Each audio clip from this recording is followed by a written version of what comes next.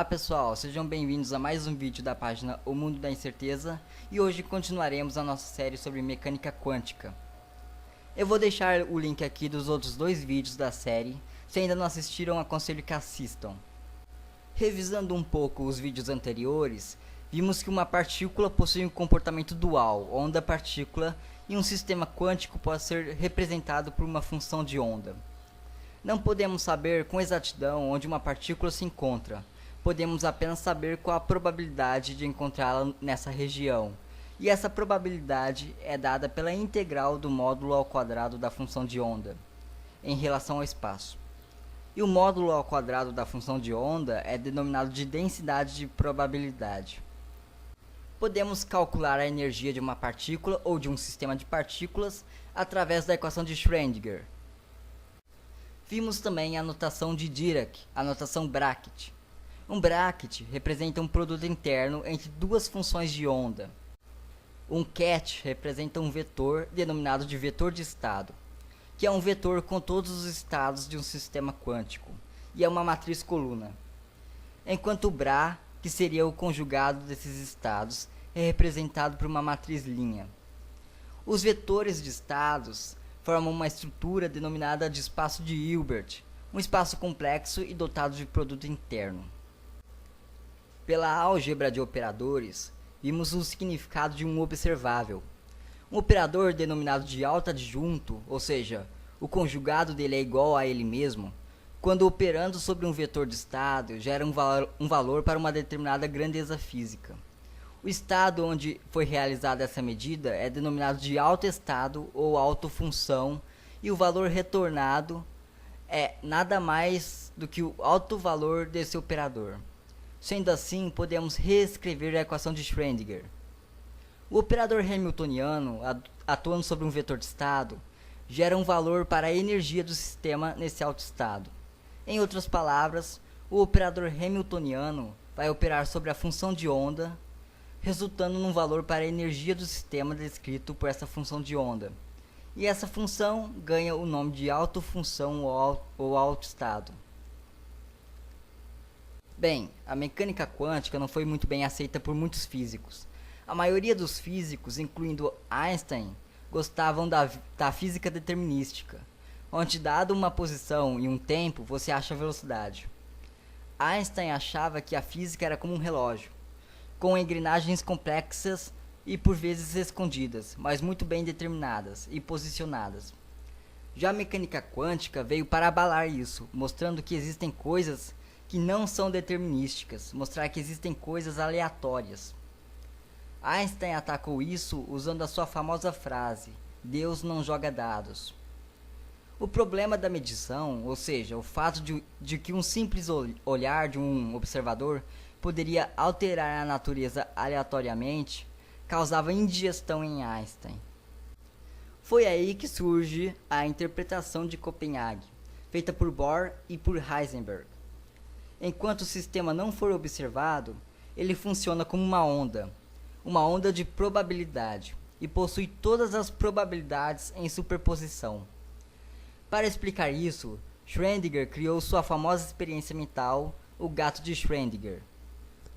Imagine um gato dentro de uma caixa fechada. Não podemos vê-lo. Lá dentro tem uma ampola de veneno, um contador Geiger e um elemento radioativo. Toda vez que o elemento elimina uma partícula alfa, o contador Geiger dispara e quebra a ampola de veneno. Como não sabemos se o núcleo do elemento decaiu ou não, não podemos dizer que o gato está vivo e nem morto, mas sim uma superposição dos estados, vivo, morto. Se não podemos medir a posição do elétron, ele está em todos os lugares que a função de onda dele permitir.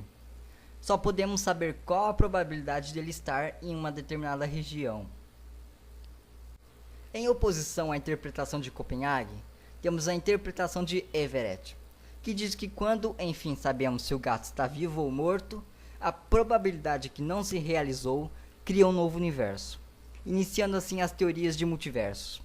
Então, em cada universo teria uma cópia de nós mesmos, vivendo outra vida, fazendo coisas que nesse universo não fizemos. Agora vamos começar uma nova parte, a teoria quântica de campos. A equação de Schrödinger tinha um problema. Ela não era relativística. Ou seja, partículas próximas da velocidade da luz se comportariam quanticamente de maneiras diferentes. A primeira tentativa de ajustar isso foi efetuada por Klein e Gordon, que modificou a equação de Schrödinger para que ela fosse relativística. Porém, essa equação não batia com os dados experimentais sobre as energias dos elétrons. Outro fato é que ao tentar deduzir dela uma equação de continuidade para a densidade de probabilidade, você verá que a densidade de probabilidade não se conserva, o que é inadmissível para a mecânica quântica. Para quem não sabe, uma equação de continuidade está associada à conservação de uma determinada grandeza. Então, rapidamente ela foi abandonada. Paul Dirac, em 1928, conseguiu formular uma equação que respeite a conservação da densidade de probabilidade, que seja relativística e ainda bata com os resultados experimentais. É uma equação diferencial e matricial. Alpha1, Alpha2 e Alpha3, que estão ali comprimidas no somatório, são matrizes 4x4, denominadas de matrizes de Dirac, e são operadores lineares. Você também tem o operador momento, além, claro, da energia, que é representada por IH cortado vezes derivada de π em relação ao tempo. Segundo a equação de Dirac, a energia acessível para as partículas vai de mais mc ao quadrado para cima e de menos mc ao quadrado para baixo. Ou seja, as partículas só podem ter energia maior que mc ao quadrado ou menor que menos mc ao quadrado. A equação de Dirac descreve as partículas de spin semi-inteiro, com os elétrons. Partículas de spin semi-inteiro são denominados de fermions. Os fermions obedecem o princípio de exclusão de Pauli, que diz que dois elétrons não podem ocupar o mesmo estado quântico.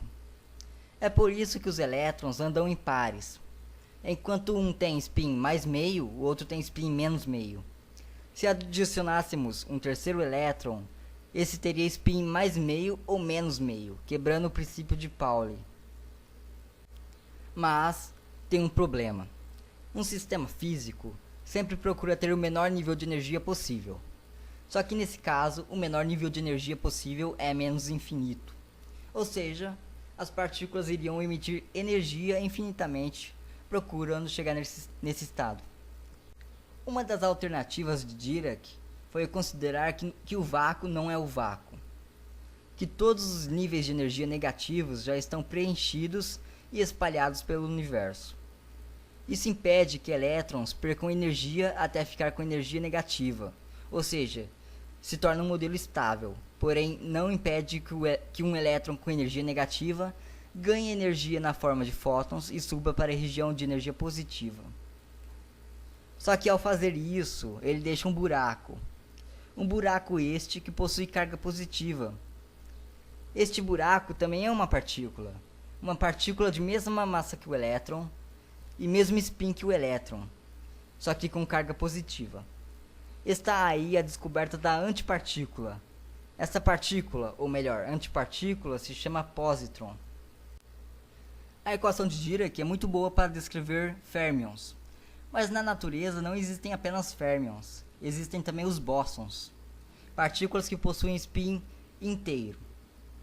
Precisava-se de uma equação relativística para elas. E é aí onde começa a teoria quântica de campo. Vamos pegar como exemplo o campo eletromagnético. Uma certa carga elétrica gera um campo eletromagnético. Quando aproximamos uma carga de prova, essa carga sente a presença desse campo. Quando oscilamos essa carga de prova, ela cria uma oscilação nesse campo que vai chegar na outra carga e vai fazer com que ela também oscile. E essa oscilação se move na velocidade da luz. Bem, é isso. Chegou-se à conclusão que campos eletromagnéticos, assim como a luz, são formados de fótons. Então você gera uma outra interpretação para a função de onda. Ela não será mais a função que representa uma partícula, mas sim um campo de partículas. Em outras palavras, campos são formados de partículas. Essa é a segunda quantização. A perturbação em um campo é vista como uma partícula. A perturbação num campo eletromagnético, por exemplo, é um fóton. Já a perturbação no campo de Dirac é um elétron ou um positron. A teoria quântica de campos é uma unificação da mecânica quântica com a relatividade restrita e apresenta uma quantização de campos, ou seja, campos a partir de agora vão ser vistos como conjuntos de partículas. Primeiro, nós temos a quantização de um campo, seja ele escalar ou vetorial.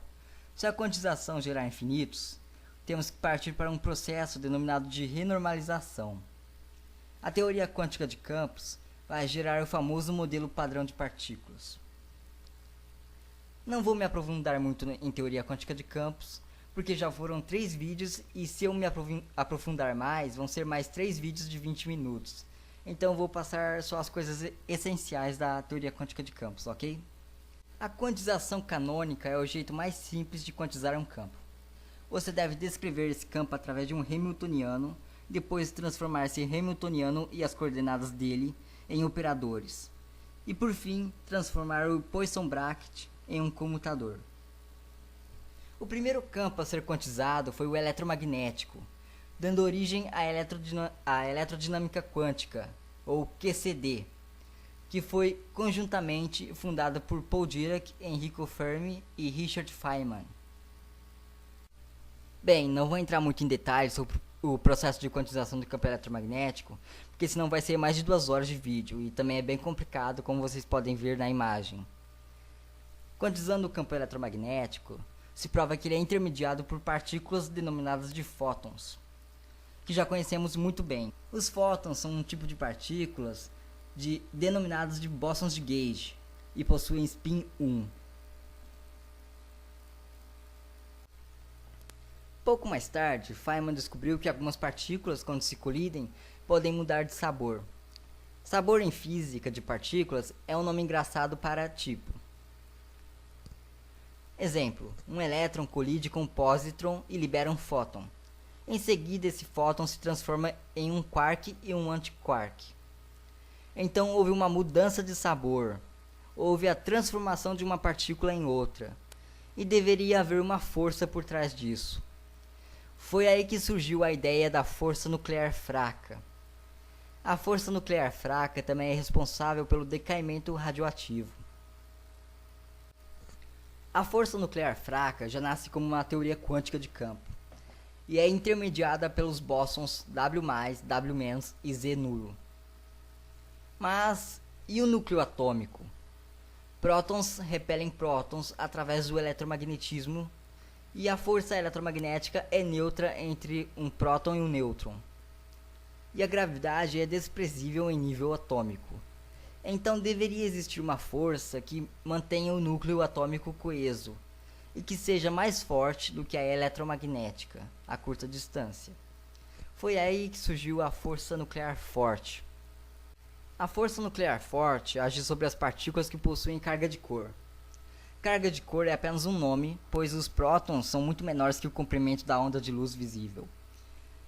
A cada partícula com carga de cor é associada uma cor, azul, verde ou vermelho. A força nuclear forte age sobre os hadrons e sobre os quarks, e é intermediada pelos gluons.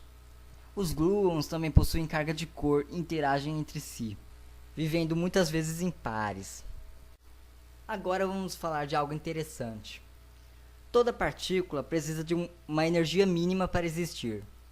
Essa energia depende de sua massa. Vimos isso quando falamos da equação de Dirac. O estado de menor energia é denominado de estado fundamental. Quanto maior a massa, maior a energia do estado fundamental, ou seja, mais energia ela terá que usar para existir. Fótons, mesmo não tendo massa, também possuem uma energia mínima, que fica abaixo da energia das ondas de rádio. Mas existem algumas partículas que não têm nem mesmo essa energia. Essas partículas são chamadas de partículas virtuais. Os bósons intermediadores de força são partículas virtuais, por exemplo. Quando ocorre uma perturbação nesse campo, algumas dessas partículas são excitadas e se transformam em partículas reais, como é o caso das ondas eletromagnéticas. Ao oscilar um campo magnético formado por fótons virtuais, fótons reais são criados e se transformam em ondas de luz. Só que tem um porém: quanto maior a massa da partícula, mais rapidamente ela perde essa energia que ganhou e volta a ser virtual. Fótons, como não possuem massa, possuem alcance ilimitado. Já os gluons, os bósons W+, e W-, são partículas muito pesadas, e por isso a força nuclear forte e fraca não consegue ultrapassar as fronteiras do núcleo atômico. Partículas virtuais não existem de verdade. Quando uma partícula virtual ganha energia o suficiente para se transformar numa partícula real, isso é denominado de flutuação quântica de vácuo. Só que muitas vezes essa energia surge do nada. Isso mesmo, a energia simplesmente aparece e cria uma partícula real do nada. E pouco tempo depois, essa energia é lançada fora e a partícula é destruída também do nada.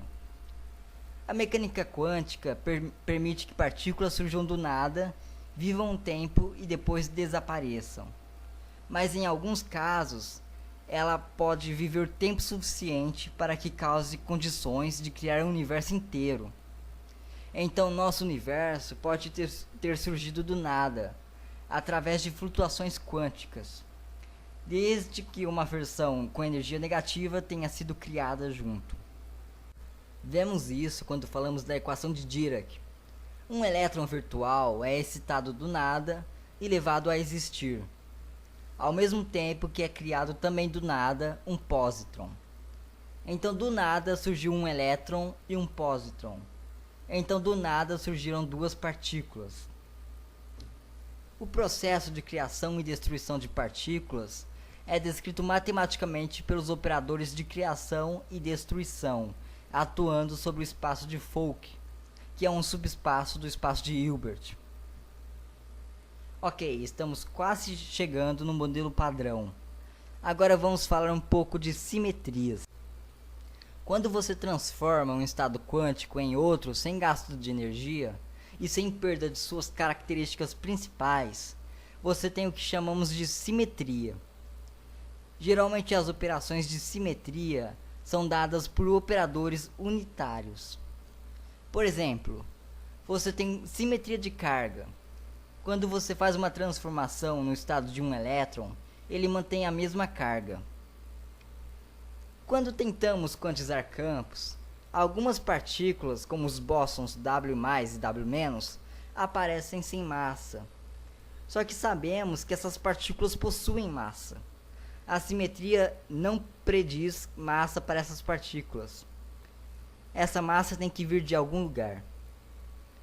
Já que essas partículas possuem massa, você tem uma quebra espontânea da simetria. Existem dois tipos de quebra espontânea de simetria: a global e a local. Vamos falar da local, que é a que nos interessa agora. Para manter a simetria local, a massa de alguns bósons, como o W+, e W-, teriam que ser zero, o que não é verdade. A quebra espontânea de simetria local é descrita reescrevendo as equações de campo através do mecanismo de Higgs. No final, surgem partículas com massa. E o que gera essa massa? O que gera essa massa é o famoso bóson de Higgs, comumente chamado de partículas de Deus, o santo graal da física de partículas. O bóson de Higgs é intermediador do campo de Higgs. E quanto mais uma partícula elementar interage com esse campo, maior será sua massa. Então o bóson de Higgs é responsável pela massa dos quarks, elétrons e de todas as partículas elementares com massa.